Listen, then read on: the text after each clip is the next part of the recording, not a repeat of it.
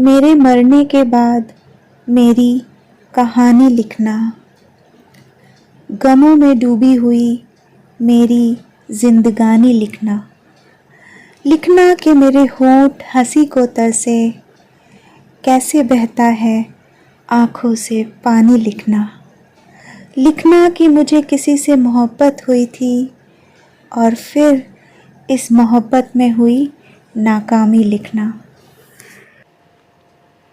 Hello friends, welcome back to my channel.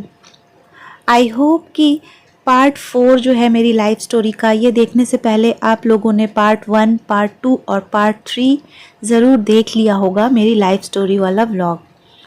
और new viewers जो आज पहली बार मेरे चैनल पे आए हैं और पहली बार यही व्लॉग सीधा देख रहे हैं, तो उनसे भी रिक्वेस्ट रहेगा कि ये वीडियो देखने के बाद पार्ट 1, पार्ट 2, पार्ट 3 जो है मेरी लाइफ स्टोरी का, वो भी ज़रूर देख लीजिएगा, तभी आपको सारी चीज़ें सही से समझ में आएंगी। पहला जो तीनों पार्ट है मेरी लाइफ स्टोरी का, उसका लिंक आपको डिस्क्रिप्शन में मिल जाएगा, तो वहाँ आप चेक कर सकते हैं। इसके अलावा मेरे चैनल पे प्लेलिस्ट वाले सेक्शन में जब आप जाएंगे तो वहाँ पे एक प्लेलिस्ट बना हुआ मिलेगा, अ glimpse of my life story title का। तो उस प्लेलिस्ट में आपको ये सारी वीडियोस एक साथ देखने को मिल जाएंगी। तो चलिए आज का व्लॉग शुरू करते हैं। और साथ ही साथ ये भी कहूँगी कि मुझसे आगे इन फ्यूचर जुड़े रहने के लिए ज़रूर मेरे चैनल को सब्सक्राइब भी कर लीजिएगा, जितने भी न्यू व्यूअर्स देख रहे हैं इस व्लॉग को। मेरी दूसरी शादी जो है वो 10 साल लंबी चली थी। और न्यू व्यूअर्स के लिए ज़रा सा मैं बता दूं कि ये शादी जो है वो सिर्फ मेरी ही सेकंड मैरिज नहीं थी, मेरे हस्बैंड की भी सेकंड मैरिज थी। मेरे हस्बैंड की फ़र्स्ट वाइफ एक्सपायर कर गई थी और साथ ही साथ मेरे हस्बैंड को एक 4 साल का बेटा भी था पहली शादी से। तो ये शादी जो है ना, जो रेगुलर शादी होती है उससे थोड़ी अलग थी। मतलब शादी होते ही पहले दिन से ही मैं एक 4 साल के बेटे की माँ भी थी। पिछले व्लॉग्स में आपने देखा होगा लाइफ स्टोरी वाले कि मैंने बताया था कि पहली शादी जो है वो 5 साल लंबी चली थी और कितना कुछ टॉर्चर मैंने झेला था, लेकिन किसी को कुछ बताती नहीं थी, सब कुछ अंदर खुद में समेट लेती थी और सहती रही थी। और फिर बाद में मैंने रियलाइज़ भी किया कि ये मैंने कितनी बड़ी गलती की थी, क्योंकि मैं सहती गई थी, इसीलिए ये कंटिन्यू होता गया था। तो इस बार चीज़ें थोड़ी अलग थी। पहली शादी में जैसे मैं इतनी भोली भाली थी, अच्छे बुरे की समझ नहीं थी, तो इस बार ऐसा नहीं था। घर से काफ़ी कुछ सबने सिखा के भेजा था, चाहे मामी लोग हो, माँ हो और जो भी रिलेटिव्स होते हैं, ये सब कुछ काफ़ी कुछ सिखाया था सबने कि ऐसे सहना नहीं चाहिए, कुछ भी गलत हो रहा है तो सबसे पहले बताओ घर पे अगर ऐसा कुछ हो रहा है। लेकिन पता है मैं जो हूँ ना, मैं बहुत श्योर थी कि अब कुछ गलत नहीं होगा, क्योंकि सगाई से शादी तक का जो ये पीरियड था, 4 महीने का डिफरेंस था, सगाई से लेके शादी तक में गैप था। तब मैंने जो बातें की थी ना फ़ोन पे मेरे हस्बैंड से, तो आई वॉज़ प्रीटी श्योर कि ये इंसान बहुत अच्छा है, क्योंकि उसकी बातें इतनी अच्छी अच्छी बातें वो कहता था, इतने सपने दिखाता था। तो मैं निश्चिंत थी कि इस बार और ऐसा कुछ नहीं होगा पहली शादी जैसा, और बहुत अच्छी लाइफ स्पेंड करूँगी मैं अपने हस्बैंड के साथ।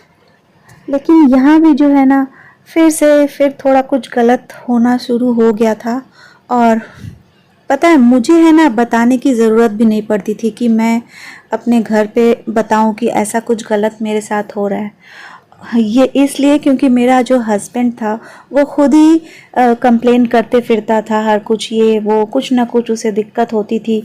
तो मैं नहीं भी बताऊं तो मेरे घर पे सब कुछ पता चल जाता था अल्टीमेटली, क्योंकि हर छोटी छोटी बात पे फ़ोन चला जाता मेरे माँ के घर और फिर वहाँ से सबको बुलाया जाता, कुछ मीटिंग करो, ये क्यों वो क्यों, वो सब मैं आगे डिटेल्स थोड़ा सा बताती हूँ।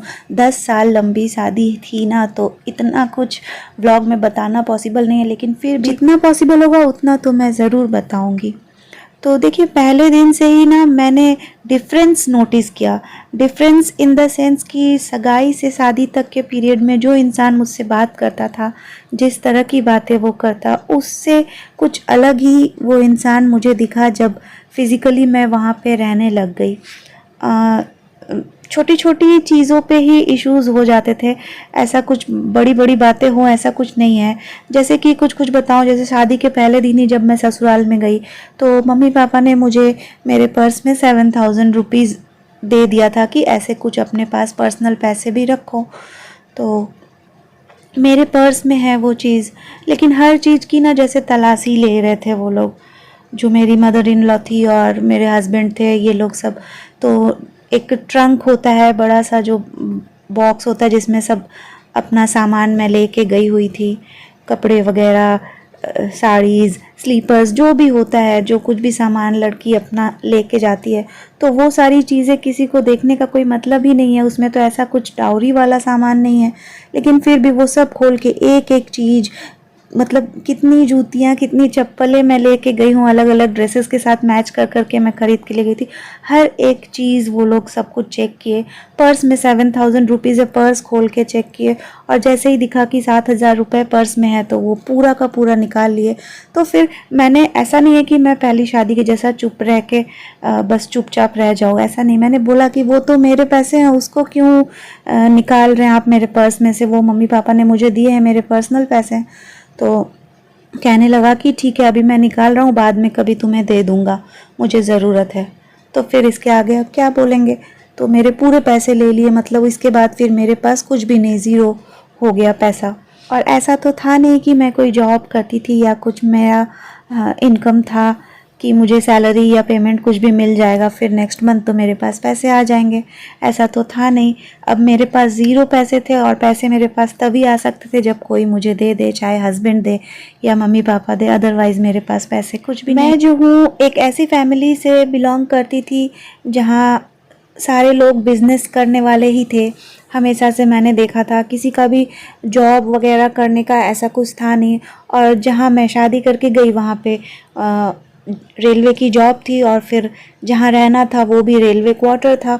तो चीज़ें काफ़ी अलग थी, एडजस्टमेंट काफ़ी कुछ करना था, और मैं कर ही रही थी, चीज़ों को समझ रही थी, नया नया बस गई हुई थी तो मैं देख रही थी, समझ रही थी कि कैसे क्या करना है, सब कुछ सही रहे। और साथ ही साथ जो बेटा था मेरे हस्बैंड का, मैंने बताया ना, मैं नाम वगैरह तो यहाँ डिस्क्लोज़ कुछ कर नहीं सकती, तो बस इसीलिए नहीं बोल रही हूँ कुछ भी। तो उस बच्चे के साथ ना बहुत अटैचमेंट हो गई थी शादी से पहले ही, सगाई के बाद से ही, मतलब वो बच्चा जो है वो कोलकाता भी आया था अपने फैमिली के साथ बातचीत करने के लिए, शादी वगैरह की सारी चीज़ें, तो तभी से वो बहुत मेरे साथ क्लोज़ हो गया था और मुझे मम्मा कहता था। साथ ही साथ मेरे घर से भी इतना सब लोगों ने प्यार दिया था ना उसको, कि वो बहुत ज़्यादा अटैच्ड हो गया था हम लोगों के साथ, मेरी सारी फैमिली के साथ, मायके की मतलब। तो बहुत घुल मिल गया था, और शुरू से ही, पहले दिन से ही फिर मेरी शुरू हो गई उसकी देखभाल। हालांकि ऐसा मुझे शादी के पहले बता ही दिया गया था कि एक वाइफ बनने से पहले तुमको एक अच्छी माँ बनना है, तो जिसके लिए मैंने कहा था हाँ ठीक है। तो मैं करती थी हर कुछ। बच्चे, वो छोटा सा बच्चा था, बहुत क्यूट सा था, बहुत ही ज़्यादा क्यूट। तो उसकी पढ़ाई लिखाई हो, उसको खाना खिलाना, उसको नहलाना, ये सारी चीज़ों में मेरा टाइम काफ़ी बीतता था। और फिर जो मेरे हस्बैंड थे उनके साथ टाइम कम स्पेंड होता था। तो जो चीज़ें थी कि दिन रात जो इंसान बात करता था सगाई से शादी तक, वो कहीं ना कहीं मिसिंग था जब मैं वहाँ पहुँच गई, वहाँ रहने लगी।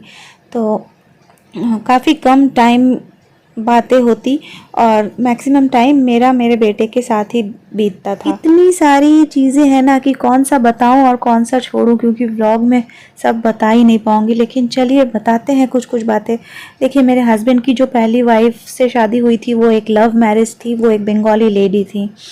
तो लव मैरिज थी तो आप समझ सकते हैं कुछ तो ज़रूर अटैचमेंट था, और यही वजह थी कि वो अटैचमेंट ना अभी भी रह गया था उनके एक्सपायर करने के बाद भी। तो मेरे साथ उस तरह से कोई अटैचमेंट, कोई इमोशन वाली चीज़ नहीं थी मेरे हस्बैंड को। बस ज़रूरत है कोई खाना पकाए और जो भी फिज़िकल चीज़ें हैं वो पूरी कर दे, बस इतना ही चाहिए था।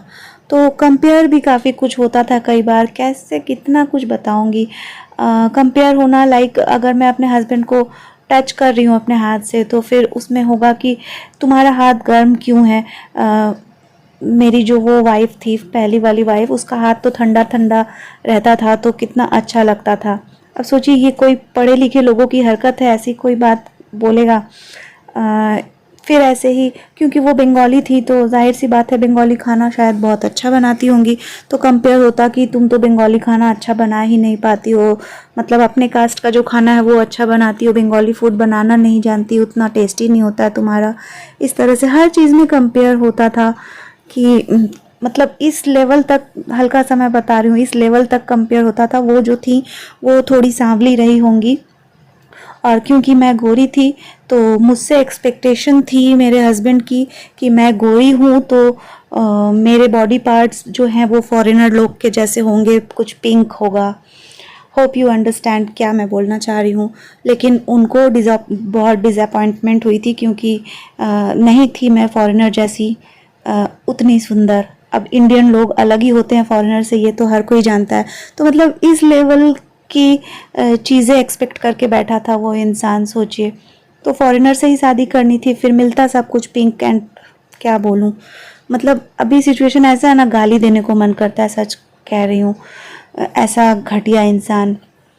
मैं ना जो सोच के गई थी कि ये लोग पढ़े लिखे लोग हैं, हाईली क्वालिफाइड है, तो चीज़ें थोड़ी अलग होंगी, इन लोगों में समझदारी होगी, लेकिन ऐसा नहीं था। पता है ये लोग तो मतलब जाहिलों से भी ज़्यादा अधम थे, इस तरह का था। कुछ कुछ बातें ऐसी मैं बताती हूँ आगे, देखिए, ताकि आपको अंदाज़ा हो सके कि किस तरह के लोग थे ये लोग। समझ लीजिए जब शादी के बाद हमारी फ़र्स्ट नाइट होनी है, तो इन लोगों के गांव से काफ़ी सारे लोग आए हुए थे, और क्योंकि रेलवे क्वार्टर्स था तो इन लोगों का 2 क्वार्टर था। एक था इन मेरे हस्बैंड के बड़े भाई का क्वार्टर, और एक मेरे हस्बैंड का क्वार्टर, जो कि थोड़ी सी डिफरेंस में था। मतलब इन दोनों क्वार्टर्स के बीच में 5-6 बिल्डिंग्स का गैप था, तो थोड़ा सा आना जाना पड़ता था इस तरह से। तो रात में सोने के लिए जाना है मुझे अपने हस्बैंड के क्वार्टर में, और फिर सुबह वापस मेरे जो जेठ हैं या उनके क्वार्टर में हम लोगों को आ जाना है, क्योंकि खाने पीने का सब अरेंजमेंट वही है। और मेरे हस्बैंड के क्वार्टर में किचन वगैरह में अभी सब कुछ ब्लैंक पड़ा हुआ है, कुछ तैयारी नहीं है, बर्तन वर्तन ये सब कुछ, इसीलिए खाना वाना वहाँ नहीं बन सकता है, सिर्फ सोने के लिए वहाँ सब जाते थे। तो क्योंकि बहुत सारे गाँव से गेस्ट आए हुए थे, तो मेरे हस्बैंड वाले क्वार्टर पे जहाँ हमें रुकना था रात को, हमारी फर्स्ट नाइट होनी थी, तो वहाँ पे कम से कम 15 से 16 लोग थे जो उस क्वार्टर में रहेंगे। और जो रेलवे की क्वार्टर्स होती है ना, बहुत बड़ी बड़ी नहीं होती, 2 रूम था छोटा छोटा, और साथ में एक कॉरिडोर, मतलब बैल्कनी या कॉरिडोर कह सकते हैं। वहाँ भी पूरा डेकोरेटर का लाइन से गद्दियाँ लगी हुई थी, और लाइन से पूरा सारे लोग सोए थे। साथ में जो बगल वाला रूम है उसमें भी लोग सब गद्दा बिछा बिछा के काफ़ी सारे लोग सोए हुए थे। और इस बीच तो मैंने एक बार के लिए कहा था कि एक दिन रुक ही जाते हैं, क्योंकि नेक्स्ट डे ही सारे गेस्ट उन लोगों के जो थे वो चले जाने वाले थे। तो क्योंकि हस्बैंड से पहले से काफ़ी सारी बातें होती थी ना, तो उतना हेजिटेशन नहीं था। तो मैंने कहा कि एक दिन बाद ही ये सब कुछ हो सकता था, तब सारे गेस्ट चले जाएंगे, इतना भीड़ भाड़ इतने सारे लोग के रहते हुए अच्छा भी नहीं लगता, और प्राइवेसी नाम की भी कोई चीज़ होनी चाहिए। लेकिन नहीं, उन लोगों को हड़बड़ी है, मतलब इस तरह की थी ना ही कोई फ्लावर डेकोरेशन या कुछ भी जो भी होता है, तो इसलिए नहीं, क्योंकि फिजूल में पैसे खर्च होंगे, ऐसे ही शादी में बहुत खर्च हो गए हैं, तो वो सब चीज़ों की ज़रूरत नहीं है। फिर मैंने कहा एटलीस्ट दूसरे वाले क्वार्टर में जहाँ मेरी मदर इन लॉ मतलब हैं, तो वहीं पे मेरा सारा सामान भी था, मेरा सामान भी यहाँ शिफ्ट नहीं हुआ था। बस मुझे कहा गया कि एक जोड़ी कपड़े लेके चली जाओ, और सुबह नहा के वो ड्रेस चेंज करके यहाँ आ जाना, फिर यहाँ पे रेडी वेडी हो लेना, इस तरह से। तो बस एक कपड़ा मैं एक साड़ी लेके आ गई थी कि सुबह नहा के पहन लूँगी, तो लेके आई। तो मैंने कहा एटलीस्ट बेड शीट कितना अच्छा अच्छा मम्मी लोगों ने दिया है, वही लेके चलते हैं बेड शीट। तो उसमें भी हस्बैंड ने कहा नहीं नहीं, ज़रूरत क्या है, इतना सारा सब डेकोरेटर वाला जो है दे के गया है बेडशीट, ये सब के तो पैसे ही देने हैं, तो यही चल जाएगा, यही, मतलब ऐसा हाल था, सोचिए। और फिर नेक्स्ट मॉर्निंग सुबह मैं 8 बजे तक वैसे ही बिना फ्रेश हुए बैठी हुई हूँ कि ये जो इतने 15-16 लोग हैं, ये भोर में से ही अर्ली मॉर्निंग से वॉशरूम जाना शुरू हो गया है सबका, तो वॉशरूम खाली नहीं है जब तक एक के बाद एक ये सारे लोग नहा वहाँ के दूसरे वाले क्वार्टर चले नहीं जाते, तब तक मुझे वॉशरूम जाने को नहीं मिलेगा।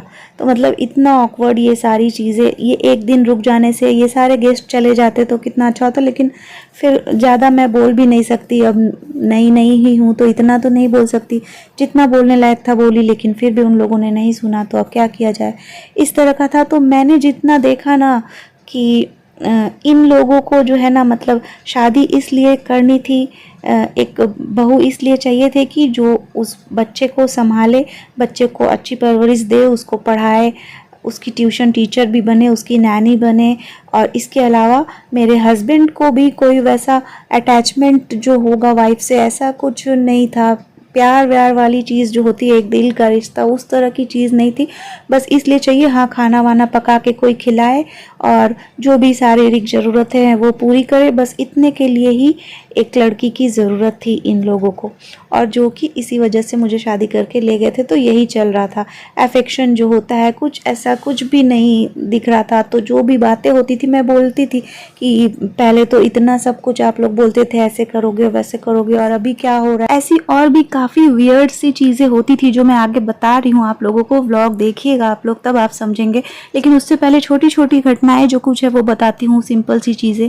जैसे कि जब हमारा फर्स्ट नाइट था, तो उस दिन रात में उसने मुझे बताया कि पता है, हमारा जो ये रेलवे क्वार्टर है ना, ये एक सीमेंट्री के ऊपर बना हुआ है। क्रिश्चियन लोगों की सीमेंट्री थी पहले, तो अभी भी अगर यहाँ मिट्टी खोदी जाए तो लोगों की डेड बॉडीज़ यहाँ पे प्रेजेंट है।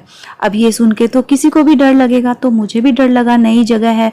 और इस वजह से मैं क्या करने लगी, रात को मुझे डर लगता था तो मैं नाइट बल्ब जला के सोने के लिए कहती, और उसे आदत थी बिना नाइट बल्ब के अंधेरे में सोने की। तो मुझे बहुत डर लगता था सच में, जब से मैंने ये सुन लिया था। गेस्ट सब तो चले गए थे खैर, उसके बाद तो फिर अकेले ही रहना था क्वार्टर में, तो डर लगता था, इसीलिए नाइट बल्ब जलाती। तो मुझे कुछ इस तरह से कंप्लेन नहीं किया उस इंसान ने कि क्यों नाइट बल्ब जला रही हो। और सडनली एक दिन मॉर्निंग में मुझे पता चलता है कि मेरे बुआ के घर में कंप्लेन जा चुका है। जो पड़ोसी ही थे वो लोग, जिन लोगों ने शादी लगवाई थी, उनके घर में कंप्लेन करने चली गई है मेरी मदर इन लॉ अपनी एक फ्रेंड के साथ, सहेली के साथ, कि मेरे बेटे का मुंह सूख गया है। मुंह सूख गया इन द सेंस, मैंने बताया ना, उसको फॉरेनर जैसा बॉडी पार्ट चाहिए था और मिला नहीं है, उसको इंडियन मिला है। मैं गोरी हूँ तो मैं फॉरेनर जैसी दिखनी चाहिए थी, तो इसलिए मुंह सूख गया है मेरे बेटे का शादी होते ही।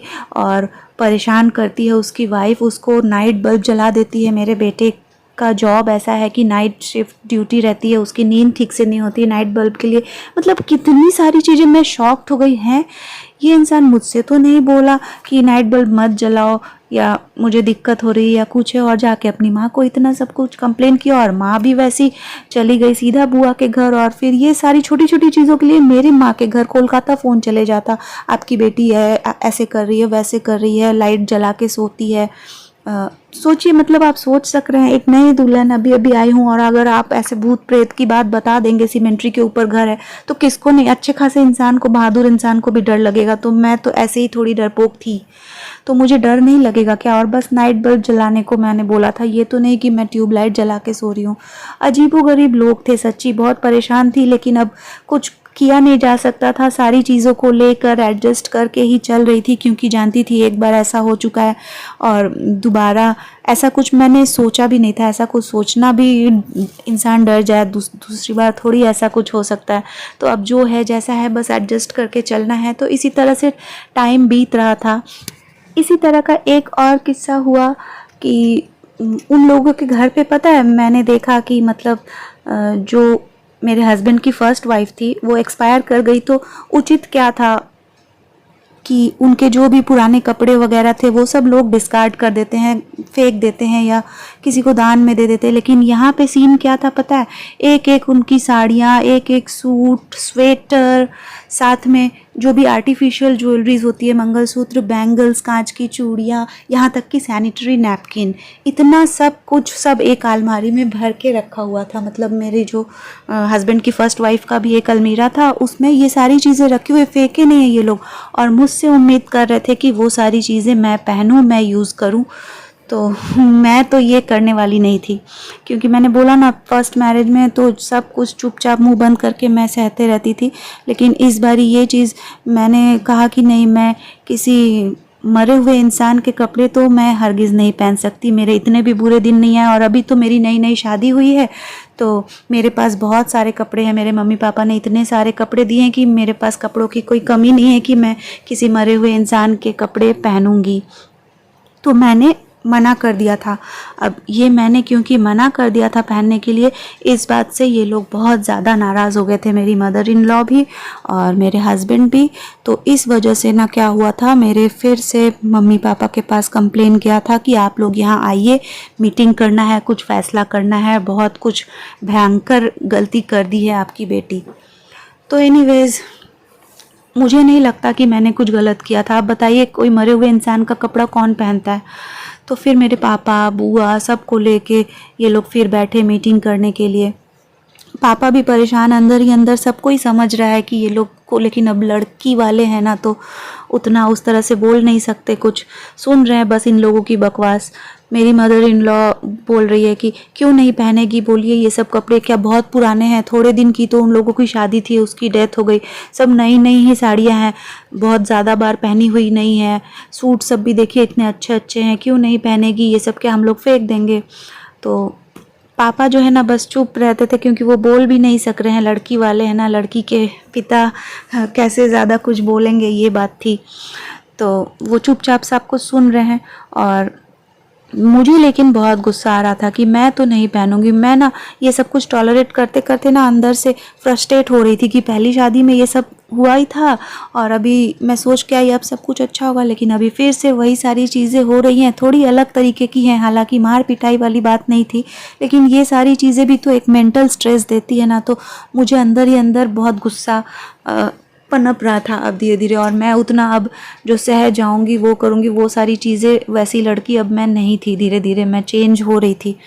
तो मैंने क्या किया था, वो सारे कपड़ों का एक बैग, मेरी मदर इन लॉ मुझे फोर्सफुली कह रही थी तुमको पहनना ही होगा, तो मैंने भी उसी समय मीटिंग में गुस्से में कह दिया मैं नहीं पहनूंगी, मेरे पास बहुत सारे कपड़े हैं, मैं ऐसे मरे हुए लोगों के कपड़े नहीं पहनूंगी, जाके आप ये सब फेंक दीजिए। तो वो कपड़ों को ना मैंने हाथ से ऐसे ज़मीन पे फेंक दिया कि मुझे नहीं पहनना है ये सब कुछ। अब इसके वजह से इतना वो तिलमिला गई ना, वो ऐसे कह रही है कि बुरा मत मानना, सौतन के कपड़े हैं इसीलिए तुम ऐसे बोल रही हो, लेकिन भूलो मत कि उसी लड़की का छोड़ा हुआ हस्बैंड को तुम अपना हस्बैंड बनाई हो, तो उसके कपड़े पहनने में क्या प्रॉब्लम है। जब उसके हस्बैंड को तुम अपना सकती हो तो उसके कपड़े क्यों नहीं पहन सकती हो। तो सोचिए कितनी चीप सोच है कि मैंने वो खुद एक माँ होके अपने बेटे को एक पुराने कपड़े के साथ कंपेयर कर रही है। हाँ, किस तरह की माँ है। तो एनीवेज़ मैंने तो कह दिया नहीं, और पापा ने भी ना मजबूरी में वहाँ पे, लेकिन इतना भी मजबूर इंसान को नहीं होना चाहिए, पापा ने भी मजबूरी में मुझे उल्टा डांटते हुए कहा कि क्यों तुम नहीं पहनोगी, तुम चलो ये सारा कुछ क्यों नीचे फेंक दी, उठा के रखो और समझना कि तुम्हारी बड़ी दीदी है, उनके कपड़े तुम पहन लेना। और सच कहूँ फ्रेंड्स, मैं ना एक बहुत अच्छी बेटी, मैं समझती हूँ कि मैं आज भी बहुत अच्छी बेटी हूँ। मैंने हमेशा ओबे किया है अपने पेरेंट्स को हर एक बात। तो ये पहला वक्त था, ये पहला टाइम था मेरी लाइफ में जब मैंने अपने पापा की बात नहीं मानी थी और मैंने पापा से कहा था कि नहीं मैं नहीं पहनूंगी। मैंने ज़िद करके कहा था कि पापा ने कहा और पापा की बात मैंने टाल दी, ऐसा मतलब पहली बार हुआ था। मैं बहुत ज़्यादा हर्ट भी हुई थी अंदर से कि गलत चीज़ को नहीं सहना, ये तो आप लोग ही सिखा के भेजे थे ना, तो अगर आप लोग भी मेरे संग अगर गलत बात बोल रहे तो मैं नहीं सुनूंगी अब, क्योंकि मैंने इतना कुछ सफ़र किया था ना पिछली शादी में भी और ये शादी में भी इसी तरह से चल रहा था शुरू से ही, कुछ ना कुछ छोटी मोटी बातें ऐसे ही होते रह रही थी।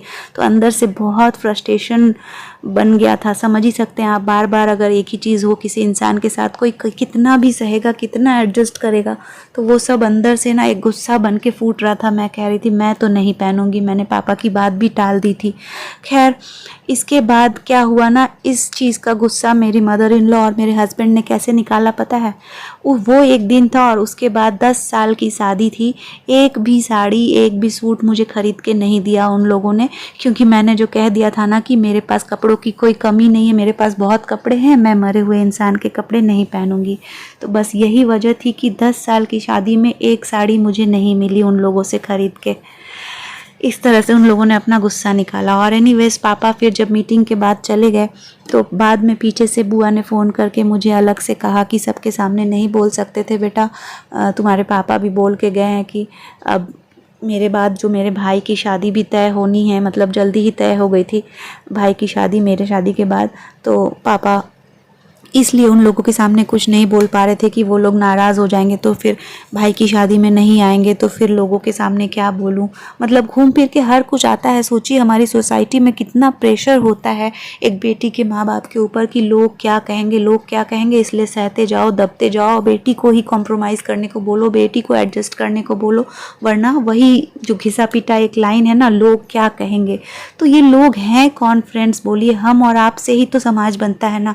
क्यों नहीं हम लोग अपने अंदर ये बदलाव ला सकते हैं? क्यों हर बार ऐसे बेटी के पिता को इस तरह से गलत चीज़ के बारे में भी आवाज़ नहीं उठा सकते? क्यों लड़की को गलत चीज़ में भी एडजस्ट करना होगा? ये बहुत गलत चीज़ है। मुझे लगता है जो लोग भी मेरे व्यूअर्स भी हैं उनसे भी रिक्वेस्ट करूँगी, आप लोग जो जहाँ हैं अपने अपने घरों से ही शुरुआत कीजिए। आपसे और मुझसे ही समाज बनता है। ये सारी सोच को, जो पुरानी चीज़ें हैं वो बदलिए। हम लोग सब पढ़े लिखे हैं, नई जनरेशन के लोग हैं। अच्छी जो सही सोच है, जो पॉजिटिव चीज़ें हैं उसको लाना चाहिए हमारे समाज में, ताकि समाज में कुछ सुधार हो। ये सारी चीज़ें चली आ रही हैं ना जो बहुत गलत है। एनीवेज, कपड़े जो मैंने कहा, साड़ियाँ या सूट, ये सब वो लोग तो ख़रीद के नहीं देते थे, लेकिन हाँ, साल में एक बार 4 कॉटन की नाइटी ज़रूर मेरा हस्बैंड जो है मुझे ख़रीद के देता था, ताकि मैं एक साल निकाल लूँ उन 4 नाइटीज़ में। दुर्गा पूजा पे हर साल 4 कॉटन की नाइटीज़ ही देता था हर साल, और बस इतना ही उसने दिया है। कोई ऐसा भी नहीं कि कोई बर्थडे पे कोई गिफ्ट हो या कोई एनिवर्सरी में कोई गिफ्ट हो। हालांकि मैं दिया करती थी हर साल, ले लेता था वो बेशर्म की तरह, लेकिन मुझे कभी एक फ्लावर का कोई बुके ही दे दो, एक रेड रोज़ ही दे दो, कभी ऐसा नहीं हुआ 10 साल की शादी में कि वो मेरे को कुछ गिफ्ट दे। कभी मार्केट जाती भी थी ना, अगर मैंने अपने लिए कुछ सूट वूट ख़रीदा, जैसे पापा लोग पैसे दे के रखते थे तो मेरे पास था, कुछ पसंद आया मुझे तो मैं ख़रीदना चाहूँगी ना, तो पता है वहाँ पे वो पैसे देगा, ऐसी उसकी सोच थी। क्योंकि वो सूट का जो भी पर्टिकुलर दुकान था, वो दुकान वाले से जान पहचान थी। फर्स्ट वाइफ को भी वहाँ से सूट दिलाने ले जाता था, तो मुझे लेके तो जाएगा, वहाँ पे वो पैसे देगा, लेकिन फिर घर आने के बाद मेरे से ले लेगा पैसे, ताकि उसका जो प्रेस्टीज है बना रहे दुकान वाले के सामने। इस तरह की सोच थी। मतलब मैं कुछ भी खरीदना चाहूँगी वहाँ वो दे देगा, फिर घर आके मेरे से पैसे लेगा। मेरे मम्मी पापा, मेरे भाई बहन, ये लोग कभी अगर साल में कभी, साल 2 साल में एक बार आए मेरे घर पे एक आध दिन रहने के लिए या मुझसे मिलने के लिए, तो पता है जो भी मिठाई लानी होगी, या मेरे मम्मी पापा डायबिटिक हैं तो शुगर फ्री की मैं टैबलेट्स अगर मंगा लूँ, दूध मंगा लूँ चाय बनाने के लिए, या इस तरह की कोई भी चीज़ मंगाऊंगी ना, वो सारा नोट कर कर के लिख के रखता था। ऐसा इंसान था।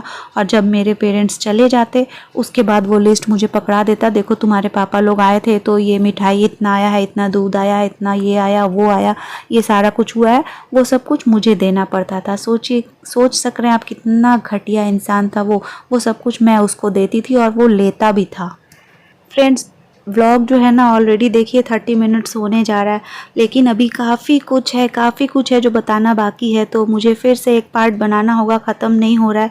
मुझे ऐसा लग रहा है अभी तो मैंने जस्ट शुरू ही किया बोलना, अभी तो उसका इतना कांड है वो बताना। पता है, इंटीमेट होने वाले वक्त में वो वीडियोस बनाता था मेरी, और इस तरह की काफ़ी सारी चीज़ें हैं जो मैं इस ब्लॉग में मैं नहीं बता पाऊँगी, क्योंकि ब्लॉग बहुत लंबा हो गया। मैं फिर से कल एक ब्लॉग बनाऊँगी, देखती हूँ कल के ब्लॉग में भी शायद ख़त्म नहीं होगा, इतना कुछ है फ्रेंड्स। तो चलिए आज का ब्लॉग यहीं ख़त्म करते हैं, ब्लॉग बहुत लंबा हो रहा है। फिर कल पार्ट 5 भी मैं लेके आऊँगी, तो ज़रूर देखिएगा फ्रेंड्स। 10 साल की लंबी शादी थी ना, इतना भी बताने के बाद भी बहुत कुछ छोड़ रही हूँ। अभी तो आदि का जन्म हुआ, ये सब कुछ काफ़ी कुछ बाकी है, तो प्लीज़ कल का ब्लॉग भी ज़रूर देखिएगा। और आज का ब्लॉग जो है वो यहीं ख़त्म करते हैं।